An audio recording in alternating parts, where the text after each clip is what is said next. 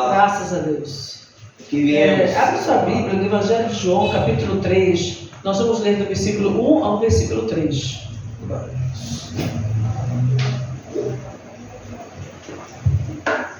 Oh, Espírito Santo. Jesus instrui Nicodemos acerca do novo nascimento.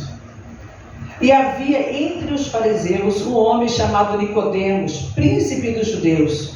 Este foi ter de noite com Jesus e disse-lhe: Rabi, bem sabemos que és mestre vindo de Deus, porque ninguém pode fazer estes sinais que tu fazes se Deus não for com ele. Jesus respondeu e disse-lhe: na verdade te digo que aquele que não nascer de novo não pode ver o reino de Deus. Meu Deus. Querido Pai, nós agradecemos ao Senhor por termos a palavra. Amém. E por termos a liberdade Glória ao de teu falá-la nome. publicamente, Pai. Meu Deus. Muito obrigada, Deus Todo-Poderoso, Obrigado. por esta bênção, por esta graça, por este favor que o Senhor nos Obrigado tem pela tua concedido. misericórdia. E nos concede agora, Pai, a unção e a direção do Teu Espírito Santo, Sim, meu para que Deus. nós possamos entregar Sim, a palavra Senhor. que o Senhor tem a Nome falar de aos Jesus. nossos corações essa noite. Em nome de Jesus. Em nome de Jesus. Irmãos, podem sentar. Essa passagem é bem conhecida e a gente fala muito acerca do novo nascimento através dessa palavra, o que é nascer de novo. Mas eu quero mostrar um outro lado, uma outra coisa importante dentro aqui desse contexto também.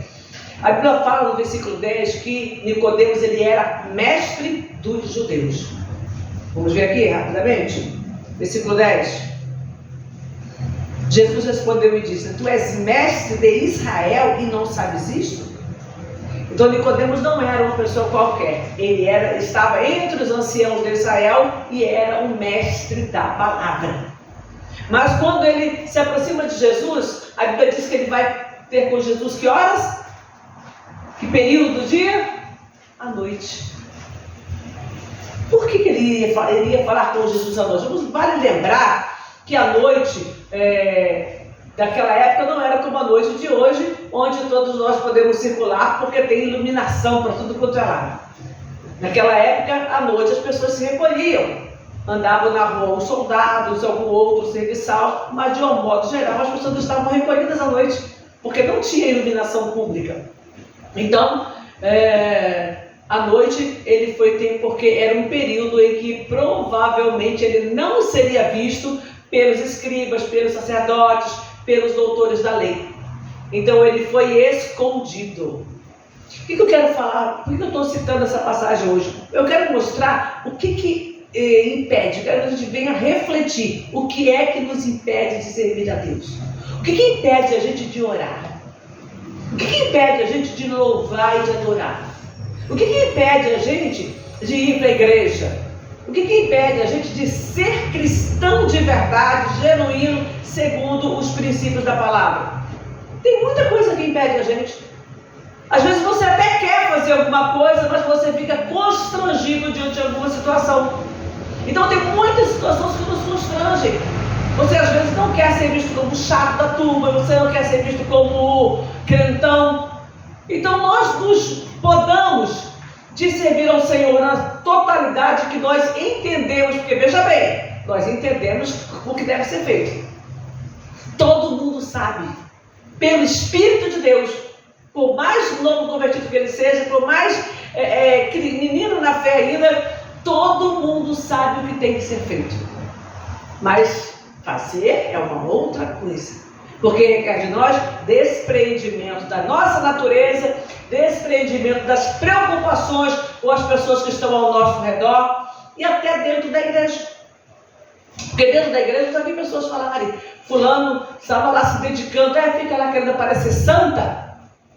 Então até dentro da igreja, muitas vezes tem essa cobrança. O outro fica, quer ser o santão, quer ser o bonzão, ele quer mostrar que é espiritual. E muitas vezes a pessoa... Acontece, claro que acontece com a gente que quer mostrar e você vê que a pessoa não é aquilo, mas tem gente que quer realmente se entregar e ela fica tão cheia de bloqueios que ela acaba não sendo crente nem na igreja e nem fora.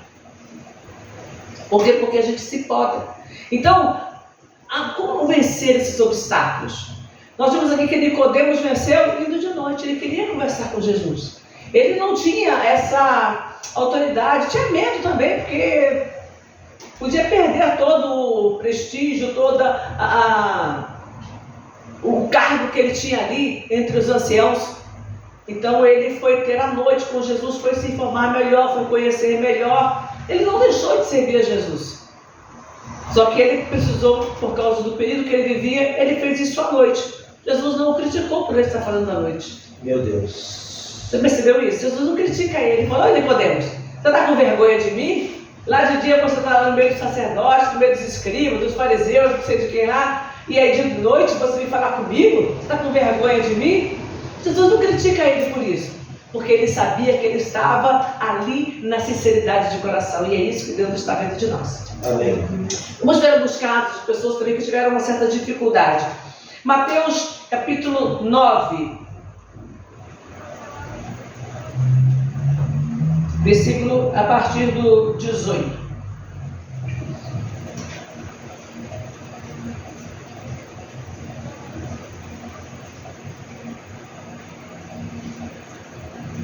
Dizendo-lhes ele essas coisas, eis que chegou um chefe e o adorou, dizendo: minha filha faleceu agora mesmo, mas vem, impõe-lhe a tua mão e ela viverá.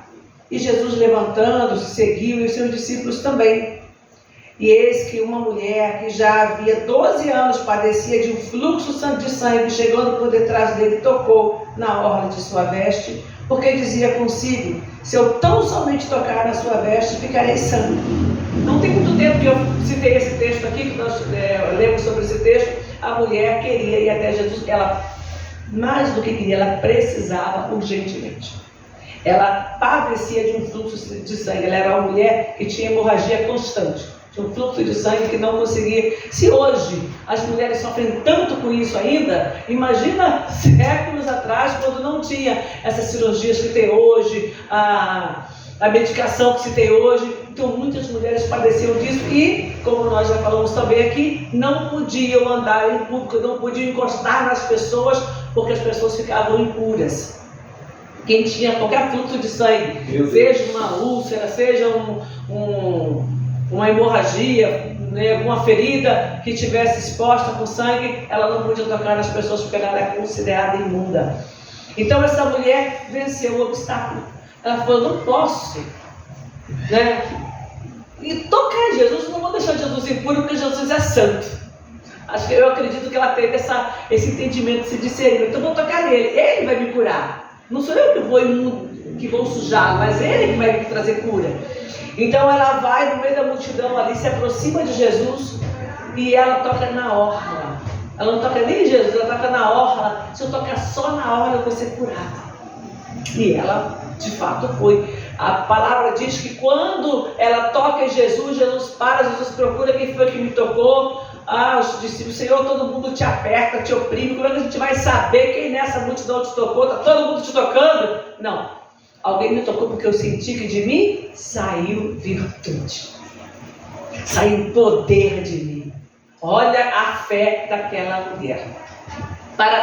Ainda que Jesus não estivesse olhando para ela, ainda que Jesus não estivesse ali impondo as mãos sobre ela, ela acreditou que tocando na orla da veste dele, ela ficaria curada, purificada, e de fato aconteceu segundo a fé daquela mulher. Então é importante a gente entender essas coisas.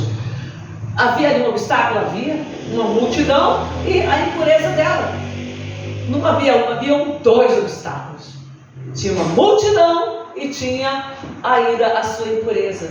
Ela vence esse obstáculo, ela toca em Jesus e ela recebe ali a cura para a sua enfermidade, a cura para o seu mal.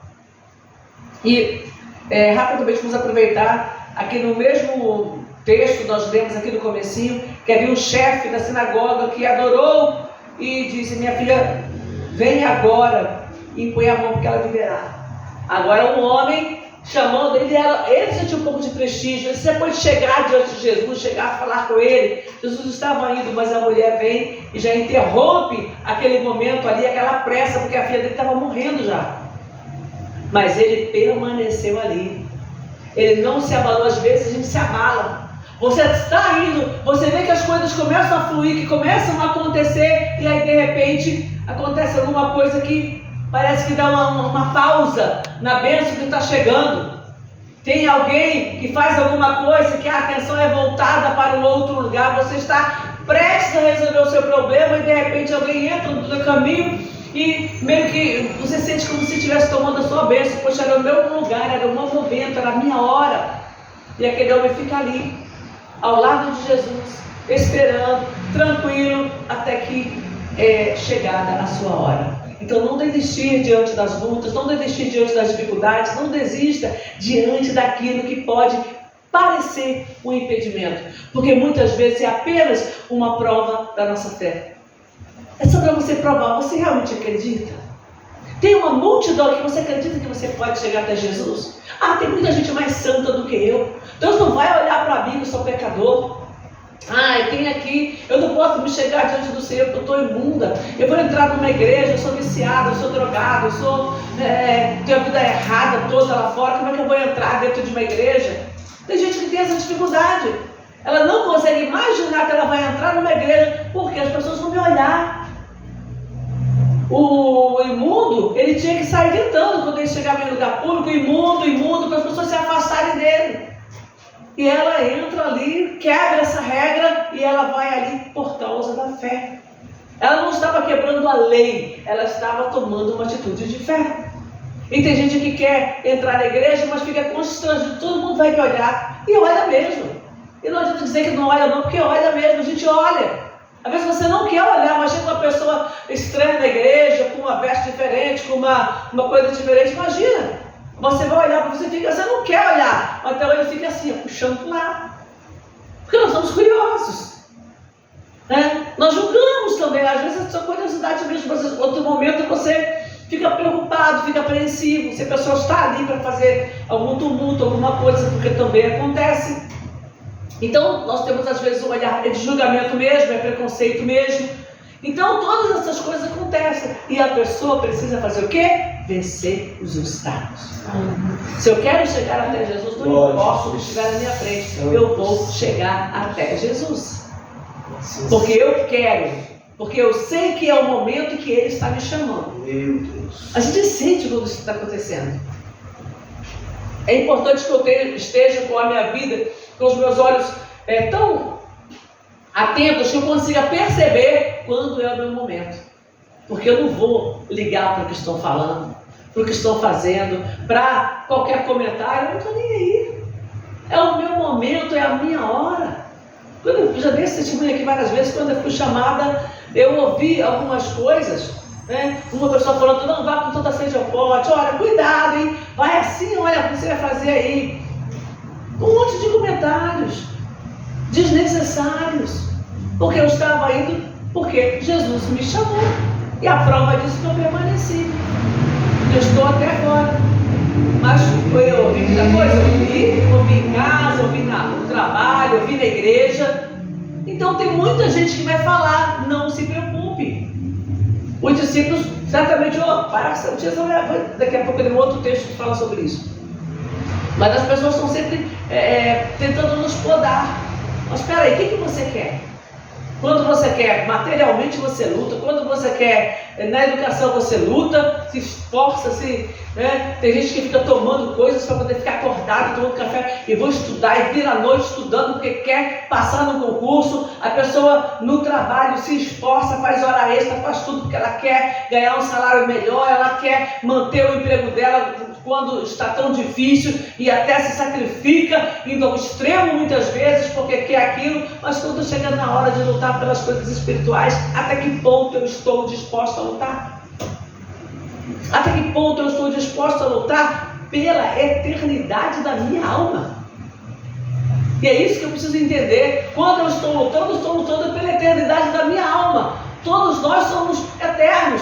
Uns vão viver com o Senhor e outros na eternidade sem Cristo. Mas todos nós vamos viver eternamente, porque nosso espírito é eterno. Então eu tenho que saber se eu vou morrer eternamente, no sentido de ficar longe de Cristo, ou se eu vou viver para sempre com Ele. Abra aí Mateus 25. Meu Deus. Espírito Santo de Deus, meu Pai. Desculpa, Mateus 15, 21, desculpa, né? Troquei. 15, 21.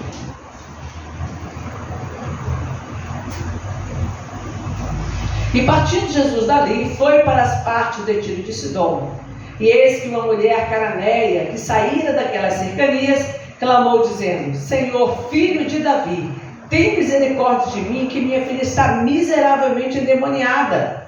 Mas ele não lhe respondeu palavra. Para a mulher ter falado a frase inteira, certamente Jesus tinha olhado para ela. Porque você não vai falar com uma pessoa que não está nem te olhando, que está andando, né? Certamente Jesus passou, deu uma olhadinha.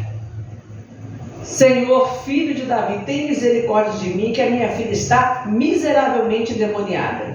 Mas ele não lhe respondeu palavra.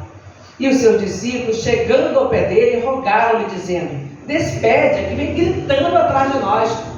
Jesus continuou andando e a mulher continuou gritando: Senhor, tem misericórdia, Senhor, olha minha filha, Senhor, e gritando e clamando.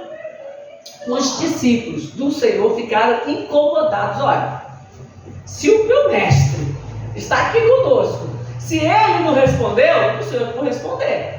Então, pelo menos tira essa mulher daqui, fala com ela para ela parar, para ela quietar. E ele, respondendo, disse: eu não fui enviado senão as ovelhas perdidas da casa de Israel. Então chegou ela, adorou e disse: Senhor, socorre. Ela não desistiu. Vamos ler todo o texto, não. Hoje eu quero focar nisso. Não desista daquilo que é importante para você. Meu Deus. Ela, pensa, sabe aquela hora que você está com um problema grave? Você ora, dobra os joelhos e você sente como se o céu fosse de bronze. Não dá para passar nada daqui. Você ora e parece que a tua oração não sobe, fica travada. Você tem dificuldade, você está orando, você está falando, mas a tua dificuldade é grande para entender, para compreender que é como se Deus não estivesse te ouvindo. Ah, Deus não me responde. Quantos pedidos de oração que eu já recebi, depois eu falo: pastora, ora, porque a senhora Deus vai ouvir. Porque a senhora é mulher de Deus, Deus vai ouvir, porque Deus não me ouve. Há momentos em que há essa sensação. Imagina que aquela mulher falando com Jesus, e Jesus, estou em confiança, vai andando. Será que Jesus estava desprezando aquela mulher? Certamente não. Ele queria ver a fé daquela mulher. E a fé daquela mulher era tão grande que isso serviu de exemplo para aqueles homens que estavam ao redor, para os discípulos e para nós hoje. Então o que nós temos que fazer é continuar, é perseverar. O que você quer da tua vida? O que falta para você? Qual tipo de problema você está enfrentando? Tem gente que está desistindo da vida. Hoje mesmo, agora à tarde, eu recebi um pedido de oração de um rapaz que a prima dele tentou suicídio. Ele falou: pastora, eu estou aqui chorando, pastora, por favor, ora pela minha prima, tem 25 anos, tentou se matar hoje, tomando medicação e tal. Então eu orei pela vida dela, né? Ela veio um áudio, orei por ela. Então, as pessoas desistindo da vida, desistindo dos sonhos, dos planos. Mas quando você desiste de um sonho, eu posso hoje querer uma casa própria. E aí eu vou lá, faço minhas contas, meus cálculos, falo: opa, não é uma coisa que eu consiga fazer agora. Eu tenho duas opções: simplesmente arquivar esse sonho, ou colocar lá na minha pastinha de pedido de oração e continuar orando por ele. Quem sabe lá na frente eu consiga. Tem gente que simplesmente joga, nem arquiva, pega ele, rasga e joga no lixo, desiste daquele sonho. Então, tem gente que está fazendo isso com a própria vida. Não, minha vida não tem sentido. Às vezes a pessoa está bem financeiramente, está bem nos seus ciclos de amizades, tem uma boa amizade, tem até uma família, filhos bons, mas de repente se chateou com alguma coisa no casamento, se cansou da cobrança, às vezes lá de fora, de alguma pessoa que falou alguma coisa negativa, e aquela palavra entrou como uma seta envenenada e destruiu. E a pessoa perde os sonhos, perde o desejo de viver, rasga tudo aquilo que Deus deu para ela. Porque eu estou falando isso porque você vê pessoas aparentemente bem-sucedidas.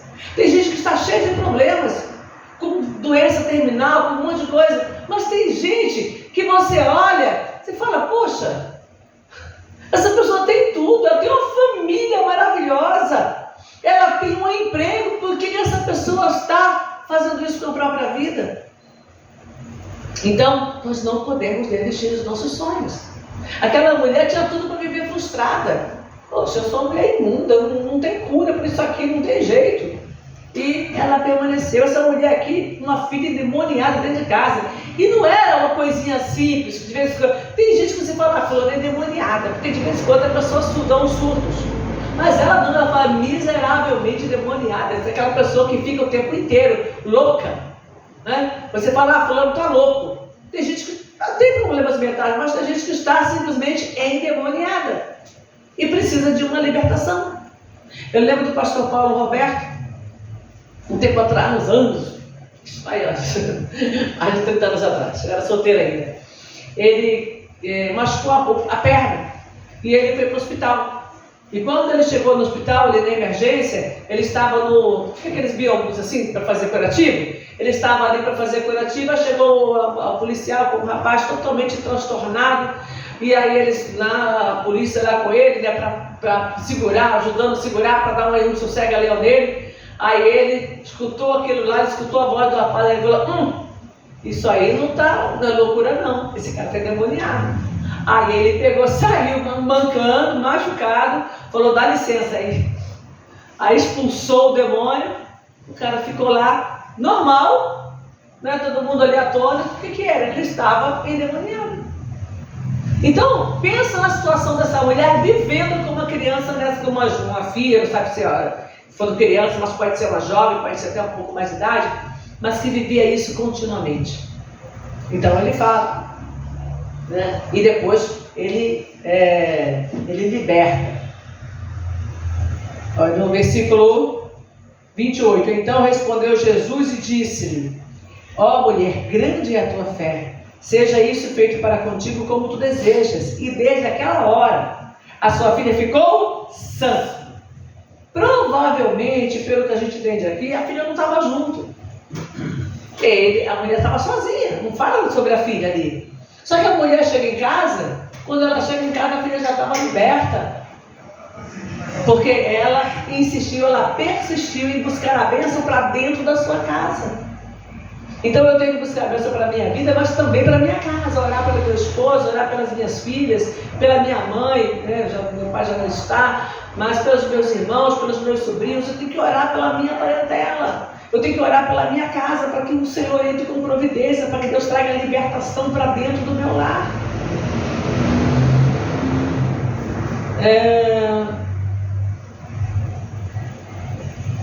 Marcos 10, 46.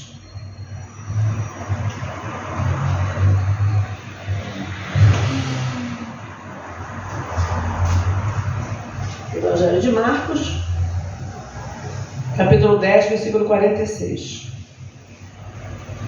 Depois foram para Jericó, e saindo ele de Jericó com os seus discípulos, uma grande multidão, Bartimeu, o cego, filho de Timeu, estava sentado junto ao caminho mendigando.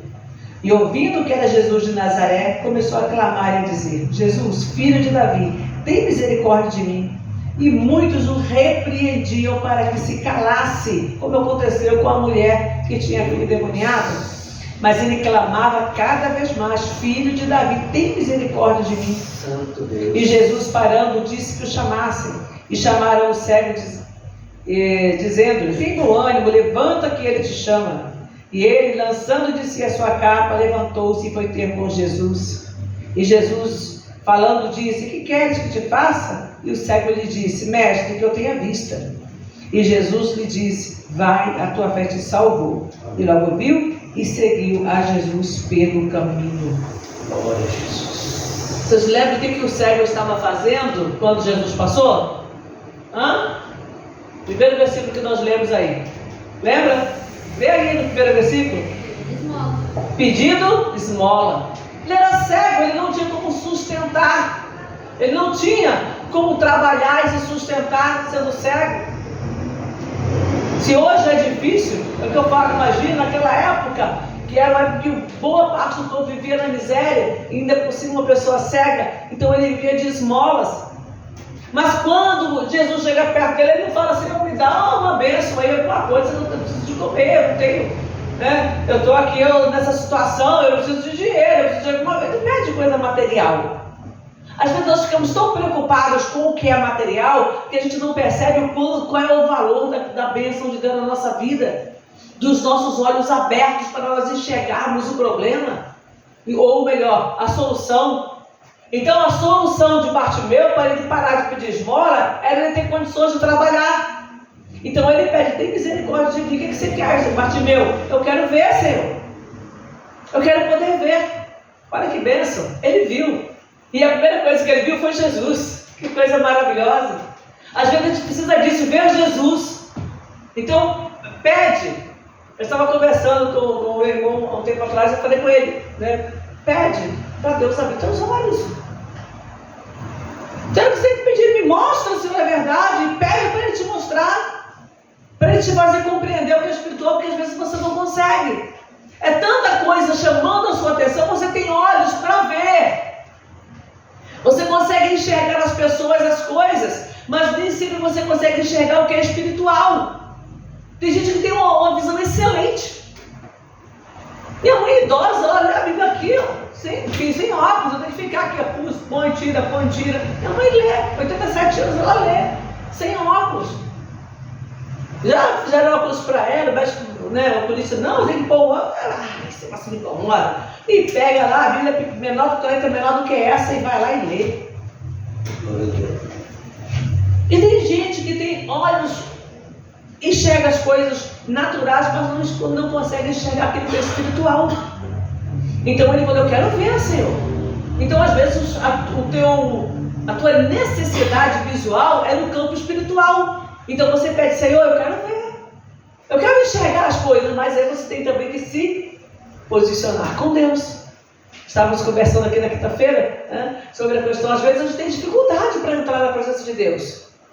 Como é que você faz para entrar na presença de Deus? Dobra os joelhos e fica pensando nas coisas do seu dia a dia, pensando na escola, pensando nas pessoas, pensando nos problemas, e aí você não ora. Porque é tanto problema, é tanta coisa na cabeça que você não ora. Então, eu já falei sobre isso um tempo aqui atrás, qualquer dia eu vou voltar a falar sobre isso. Separa um tempo. Faz um roteiro de oração. Você já pensou nisso? Alguém aqui já fez um roteiro de oração? Ninguém? Eu faço. Eu já fiz várias vezes. E por escrito. Momentos que eu estou muito agitada, porque normalmente eu já tenho a minha rotina de oração, mas às vezes acontece, minha mente está muito agitada, eu vou lá e escrevo no papel. Adoração primeiro. Primeiro eu vou dizer tudo que é bom que eu lembrar de Deus. E aí eu começo, e fico ali.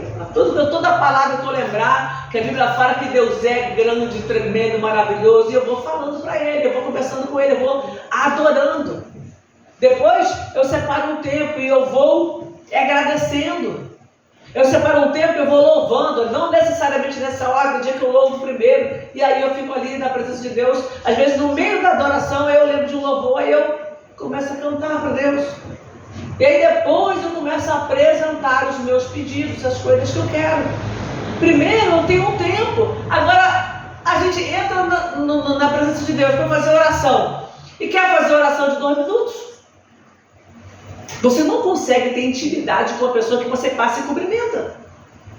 Tem muita gente aí na rua, nós moramos aqui há muitos anos, tem muitas pessoas que eu cumprimento. Oi, tudo bem? Tudo bem? Mas eu nem sei. Às vezes minhas filhas falam, mas de onde você conhece? Eu falei, não faço a mínima ideia. Porque tem gente que eu conheço do posto, tem gente que eu conheço da porta da escola, porque eu sempre levei as meninas para a escola até porque os 12 anos. Mais ou menos, né? Levava e buscava, eu sempre fiz isso. Então, quantas mães eu conheci na porta de escola, quantas eu conheci na fila de mercado, na fila do pão, na fila não sei de quê. Alguma situação, você está conversando com alguém, chega uma outra, quantos já vieram na igreja? E aí eu chego lá fora, eu não sei de onde eu conheço. Isso é conhecer a pessoa? Não, você conhece de vista. Você não é íntimo daquela pessoa, você não é próxima, porque o teu falar com ela é oi, bom dia, boa noite, tudo bem? É um tudo bem que ninguém nem responde. Um passa, oi, tudo bem? Outro, oi, tudo bem? Mas ninguém responde. Então, isso não é conhecer. E às vezes nós queremos nos relacionar com o Senhor da mesma maneira. Senhor, olha, eu estou precisando disso aqui, ó. Ô, papai do céu, me guarda, eu estou indo trabalhar, foi. Até esquece que está orando. Eu já fiz isso quantas vezes. Estou dentro do ônibus, aí eu começo a falar com Deus, daqui a pouco, quando eu vejo, estou pensando, eu estava orando. Por que eu estou nesse pensamento agora? Eu estava orando. E aí o pensamento escapa. Aí eu volto para a oração. Aí daqui a pouco, quando eu vejo, estou cochilando, porque eu gosto do ônibus. Então, às vezes a nossa mente, ela precisa ser direcionada corretamente. Então, para isso é bom, quando você vai orar, aí você vai para um lugar secreto. Por isso que Jesus fala, entra no teu quarto, fecha a tua porta. Aí tem gente que acha que só a oração que é válida é a oração que você faz dentro do quarto, a porta fechada. Coitado de quem mora na casa com muitos irmãos, que tem que dormir todo mundo junto no quarto só. Como você vai fazer isso? Eu fiz isso muitas vezes, quando me converti no meu quarto, né? Às vezes eu dobrava os joelhos, às vezes eu na cama mesmo sentado, eu orava. E ainda vinham fazer gracinha, vinham perguntar alguma coisa, porque é um movimento ali dentro. E nem sempre você pode esperar todo mundo ir dormir, porque você precisa dormir para acordar cedo no outro dia, que eu acordava às 5h30. Então nem sempre eu tinha essa condição. Então às vezes você não tem esse tempo, essa liberdade ali. O que você faz? Vai para a igreja. Chega mais cedo na hora do culto e vai orar. Eu ficava feliz quando eu conseguia chegar antes do culto começar para dobrar os joelhos. Era raro, não dava o tempo do meu trabalho, mas no final de semana eu chegava. Eu chegava 1 hora antes do culto. A igreja estava sempre aberta, eu entrava, começava com um, começava o outro, ia lá, dobrava os joelhos e ia orar. Porque ali eu tinha liberdade para oração. Durante a semana eu não conseguia, mas sábado e domingo eu conseguia. Então a gente tem que ter o desejo de ter intimidade. Então não é só vencer os obstáculos, tá bom, eu consegui vencer, mas agora eu preciso me aproximar dele. Eu preciso entrar na presença dele até sentir a presença dele. Às vezes você está conversando, e agora eu lembrei de um momento aqui, né, que a gente estava na quinta-feira, nós estávamos conversando aqui, falando, né, sobre determinado assunto, analisando, estudando, e aí de repente, né, Deus deu uma bênção para a gente, nós sentimos a presença de Deus. Eu estava sentindo a presença de Deus quando eu olhei para a Adriana, eu sentindo a presença de Deus. Né? Então, por quê? Porque a gente deu tempo, a gente parou, estava conversando, a gente não estava orando não, estava conversando e falando das coisas de Deus de repente. Né? Deus deu a graça, nós lembramos de um cântico e aquele cântico, e aí Deus deu uma graça para a gente, uma presença ali gostosa. Foi um momento, mas foi uma coisa gostosa, porque você sabe que Deus está no nosso meio. Então é tão bom quando você consegue orar, quando você consegue se posicionar e você perceber que Deus está no nosso meio, que Deus está com você ali, às vezes está só você. Só você, Deus, já senti, olha, só de lembrar eu fico ali emocionado. É bom, né? Maravilha, é muito gostoso. Então nós precisamos fazer isso, orar e falar com Deus até sentir a sua presença. É quando você senta com uma pessoa, mas você vê que a pessoa está distraída. E hoje é muito fácil. Você está conversando e a pessoa daqui a pouco a pessoa está lá com o celular. Não, pera, só um minutinho. Aí o celular toca, a pessoa vai lá, só um pouquinho. Aí você fica assim, o que eu estou fazendo aqui? Eu vim conversar com a pessoa e a pessoa está só no celular? Você gostaria? É bom quando você está conversando com alguém que a pessoa está só no celular? Nem te dá atenção? Assim acontece entre nós e Deus. A gente está com Ele aqui, mas a nossa atenção está voltada para as coisas deste mundo. A gente está preocupada com as coisas deste mundo. Até na igreja, quando chega na hora da oração, está todo mundo ali orando, fez um barulho, todo mundo. Alguém abriu a porta, todo mundo. Alguém deixou cair uma Bíblia no banco, fez um barulhinho. Ou seja, nós estamos dispersos. E a gente não vai sentir a presença de Deus se estiver disperso. Então a gente precisa se concentrar, a gente precisa focar naquilo que realmente importa, que é a presença de Deus na nossa vida. E buscar uma comunhão. Como eu disse, comunhão não se encontra num momento só, em 2 segundos, 2 minutinhos que você faz de oração. Você passa um tempo, você vai construindo uma comunhão com Deus. E aí você consegue sentir a presença dele, que é algo maravilhoso e necessário para o nosso dia a dia. Amém? Vamos ficar de pé e vamos orar. Lógico. Oh Deus maravilhoso, Deus santo, feche os seus olhos. Vamos falar com Deus neste momento.